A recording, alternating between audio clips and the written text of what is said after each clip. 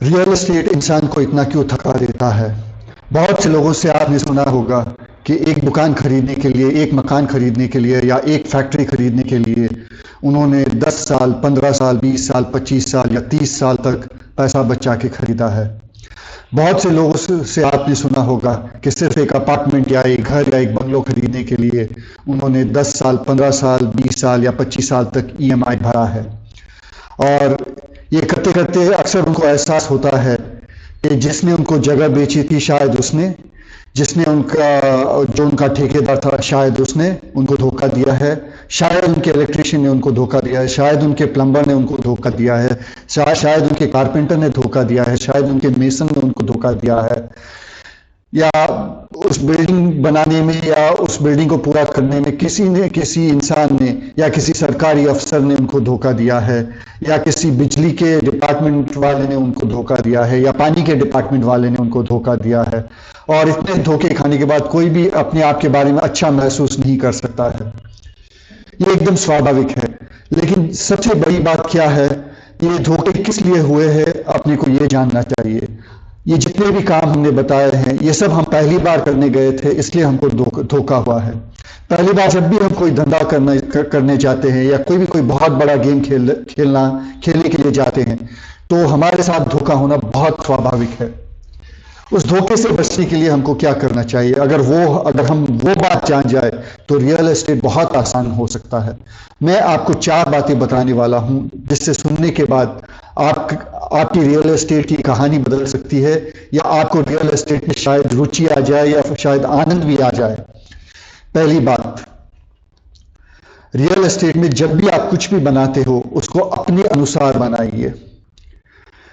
आपकी जो रिक्वायरमेंट है, आपकी जो आवश्यकता है, आगे 10 साल बाद, आगे 20 साल बाद या आगे 50 साल बाद, इतना भी लंबा जाने की जरूरत नहीं। आगे 10 साल बाद तक आपकी जो आवश्यकताएं हैं उसी के हिसाब से बनाइए। रोज टेक्नोलॉजी बदल रही है और 10 साल में बहुत सी नई चीजें और सस्ते दामों में आ जाएगी। दूसरी बात, आपको जमीन जब भी चाहिए उसके 5 साल, 10 साल या 15 साल पहले उसे जाकर खरीद लीजिए। ये आपका बहुत बड़ा फायदा कराएगी। एक छोटी सी बात आपका बहुत बड़ा फायदा कराएगी।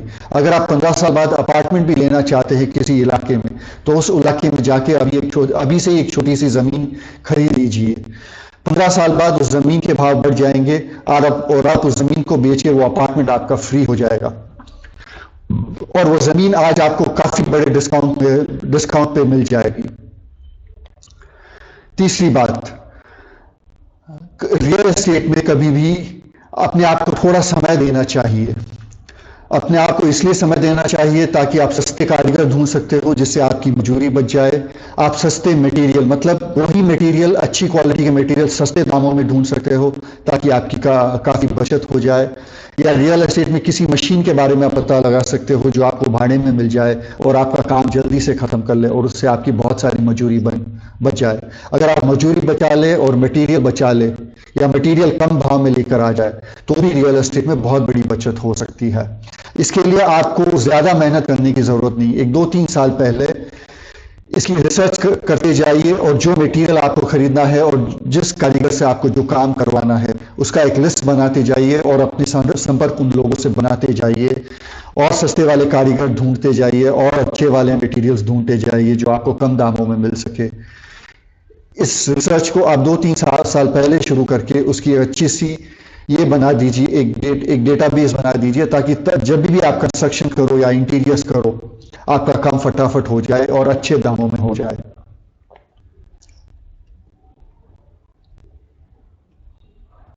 Sorry, 1 minute.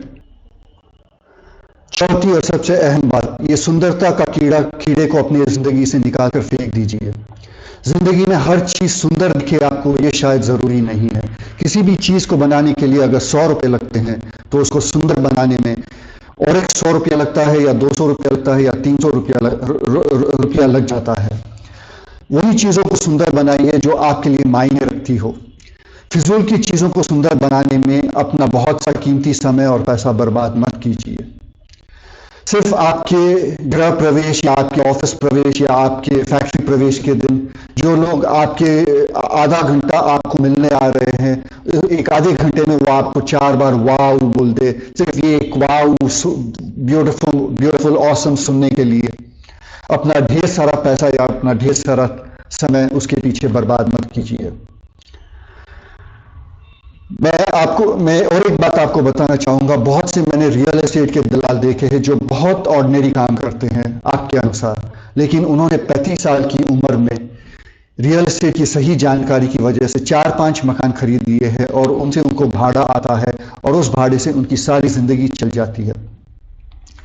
वो रियल एस्टेट में सिर्फ इसलिए काम कर रहे हैं ताकि वो कोई बड़ा जैकपॉट उठा ले जिससे उनकी मर्सिडीज आ जाए या जिससे उनकी विदेश की यात्रा आराम से हो जाए, या वो खुद कोई बहुत बड़ी ज़मीन खरीद के किसी बिल्डर के हाथ में दे दे। सिर्फ वो उसी पर फोकस कर रहे हैं। अगर आप रियल एस्टेट के बारे में ऐसी और बहुत सी सुंदर बातें जानना चाहते हो तो प्रॉपर्टी एज क्लब का लिंक नीचे दिया हुआ है, उसमें जुड़ जाइए। उसमें ऐसे बहुत से लोग आपको मिलेंगे जो बिल्कुल या तो ज़मीनें ढूंढ रहे हैं या अच्छे कारीगर ढूंढ रहे हैं या अच्छे मटेरियल ढूंढ रहे हैं या अच्छे मटेरियल सप्लाई कर रहे हैं, जिससे आपकी रियल एस्टेट का सफ़र बहुत आसान हो जाएगा। आप अलविदा लेने से पहले आपको कुछ और ऑनलाइन रिसोर्सेज के बारे में बताना चाहूँगा। कुछ किताबें हैं, कुछ कोर्सेज हैं जिससे आपको पूंजी बढ़ाने के बारे में या रियल एस्टेट में और पैसा बनाने के बारे में आपको बहुत अच्छी जानकारी मिल जाएंगी। उनके लिंक्स मैंने नीचे दिए हुए, आप उन किताबों को डाउनलोड कर सकते हो, उन कोर्सेज में रजिस्टर करके उनके जल्दी से ख़त्म कर सकते हो।